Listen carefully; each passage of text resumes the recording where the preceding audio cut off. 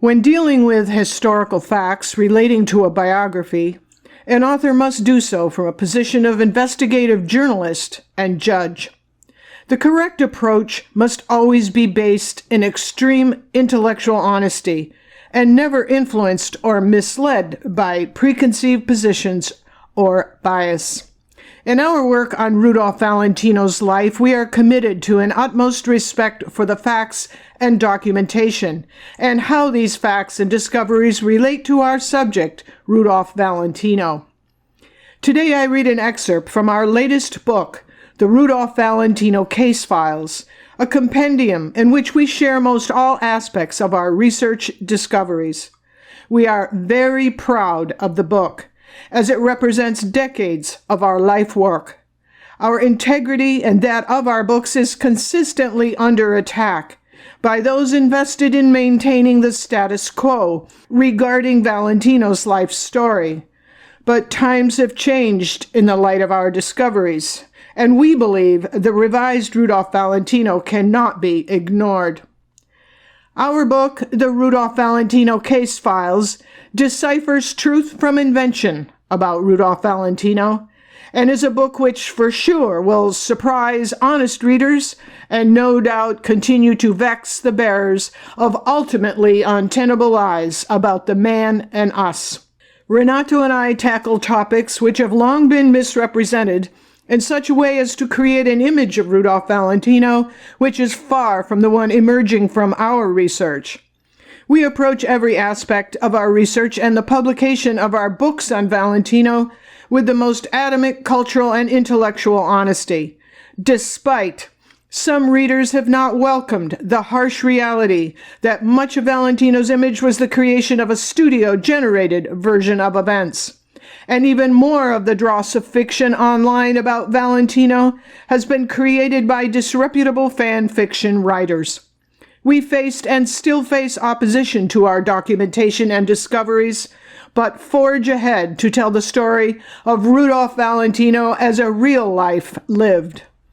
The essays in our book, our case files, are the result of years of careful research and are supported by documentation which we shared in the individual chapters, such as Uncle Ernesto, the Rudolph Valentino love child theory, the Frankie Campbell archive materials, the letters to Bruno, the Cardinal's mistress, that left eye, and much more. If you have your copy, read along as I read today from Chapter 1, our research on Uncle Ernesto.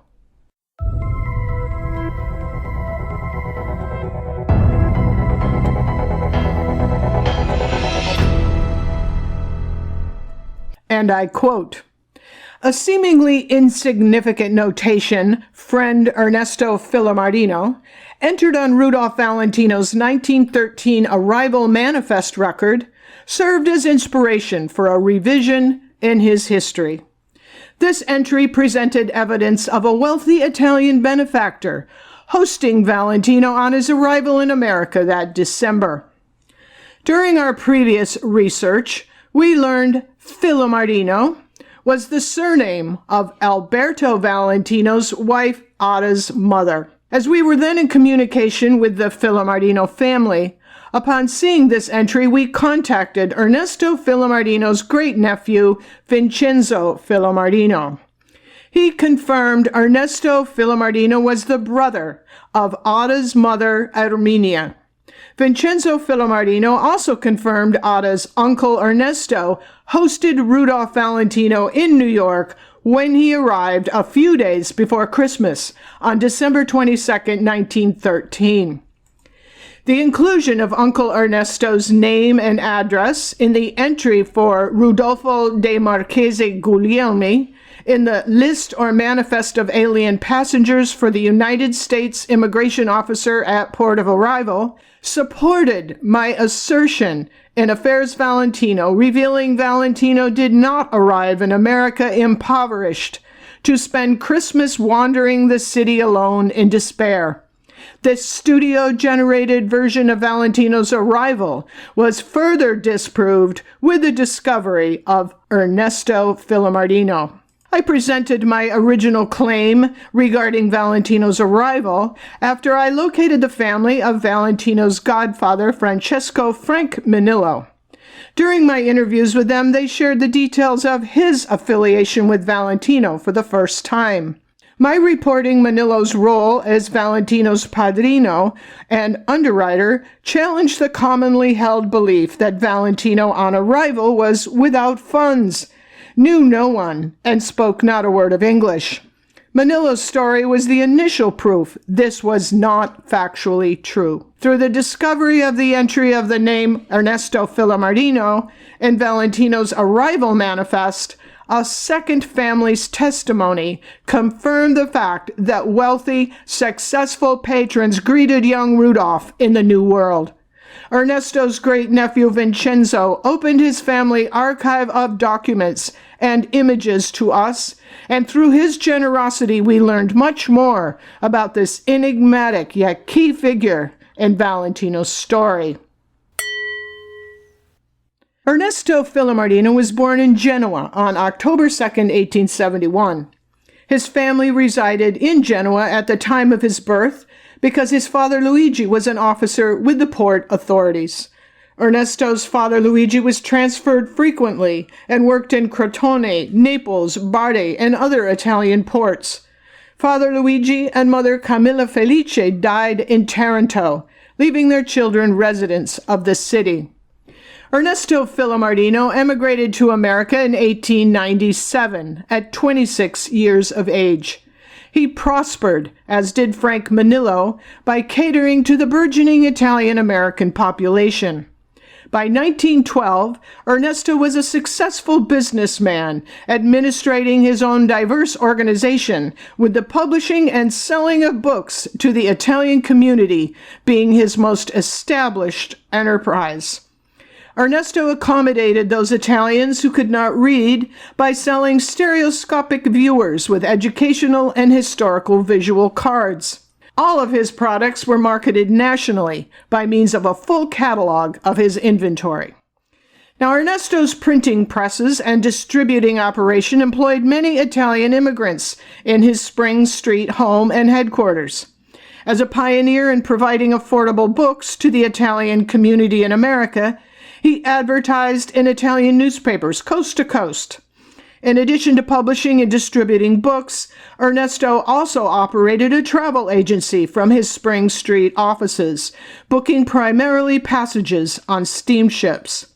Initially, he partnered with the firm of Olivetti, but by 1915 he was sole proprietor of his elite art printing company. Ernesto Filomarino was an accomplished artist, and his great-nephew Vincenzo and his granddaughter Louisa Antoinette Marie relate he painted many portraits of his family. Documents in the Filomarino family archive reveal Ernesto was naturalized on April 9, 1902, and married Maria Rosina Caruso, known as Rose. Ernesto and Rose had 2 children, a son Ernesto and a daughter Luisa Caterina. Ernesto and Rose were ideal hosts, with their ability to offer family members and friends arriving in New York a familial and comfortable boarding and employment. Rudolph Valentino was not the only family member to find his way to Ernesto and Rose's welcoming and gracious home at 215 Spring Street. 3 years later, a second family member, Federico Rizzo, arrived in America on June 1, 1916, and also cited Ernesto's address as his place of destination in New York. Despite this documentation and the clear entry of Uncle Ernesto's name and address in Valentino's port of entry records, the image of Valentino arriving to be hosted by a wealthy family member is not found in the studio-generated version of his life story. This one aspect of Valentino's story was critical for his employers in Hollywood to fictionalize. They felt it imperative to portray Valentino as the rags-to-riches Horatio Alger hero who arrived in New York desperately poor, not speaking a word of English and knowing no one. Presenting Valentino in this fictional context inspired his Italian-American audiences. a mostly poor working class who idolized Valentino as the embodiment of the American dream to which they aspired. If Valentino held to the fiction of his starvation during his earliest days in America, it was because he bowed professionally to his employers and publicity agents.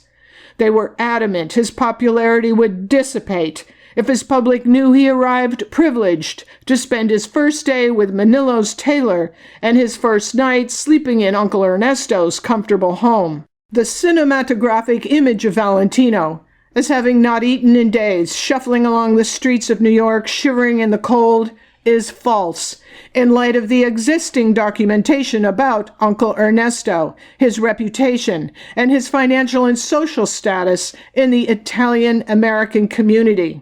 Valentino arrived in New York in December of 1913 with $4,000 US, which by today's exchange would be the equivalent of $104,000.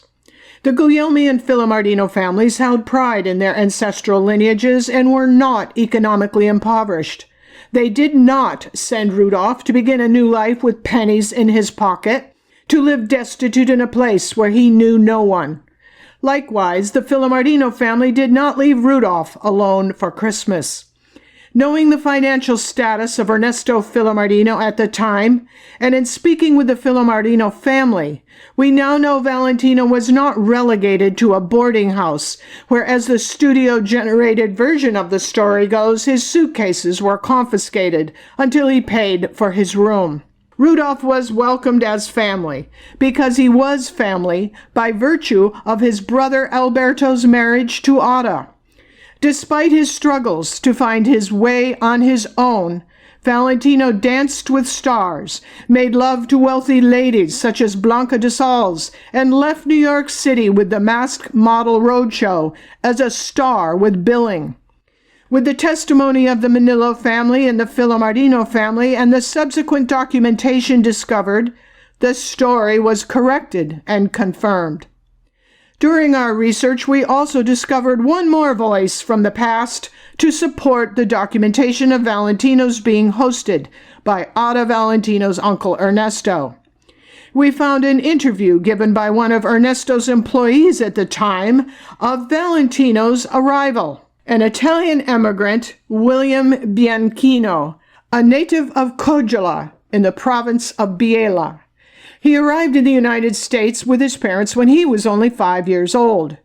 William Bianchino recalls, and I quote, "When Valentino came to this country from Taranto, Italy, he came directly to our office because my boss, Mr. Filomarino, was a good friend of Valentino's mother." End quote. Mr. Bianchino relates how Rudolph, while working as a dancer, earned $75 a week, equal to the current $1,963.47. To this we add a weekly remittance sent to Valentino from his mother Gabriela of $5 a week, equal to $130.90 today. According to William Bianchino, Valentino enjoyed a comfortable income. Bianchino explains, and I quote, "I recall Valentino told me he made only $75 a week by dancing, and on that salary he had to change clothes 3 times a day to meet reporters, and his money was spent like that. When he, Valentino, said he purchased a railroad ticket to Tulsa, Oklahoma, to engage in that profession of dancing, I repeatedly tried to talk him out of it." The article continues, and I quote, Bianchino said he told Valentino not to go to Oklahoma because a fellow like you doesn't belong down there. Stay in New York. That's where the money is. The moment you leave here, you won't make any money. End quote. Ernesto Filomarino died on March 11th, 1921, and would not live long enough to see Rudolph become a famous movie star. His wife, Rose, died 2 years later on April 29th, 1923.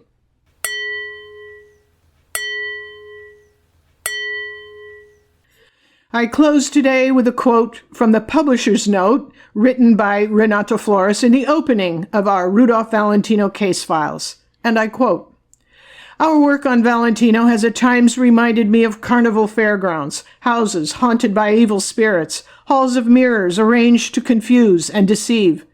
But we, being obstinate, want just to discover the truth, solve the mysteries, and then share it all. Leaving the carnival haunted houses behind, we emerge from the gloomy darkness with this book. It is a sort of library, or biblios, containing many individual books sharing our Valentino research and discoveries. This Valentino Biblios, or Bible, is the result of our years of discussion, debate, changes of opinion, research, and investigation. Enjoy. Signed, Renato Flores, Turin, 2021. End quote. For more of our research essays and all of our accompanying documentation, find the Rudolph Valentino case files on Amazon and on all online book-selling venues.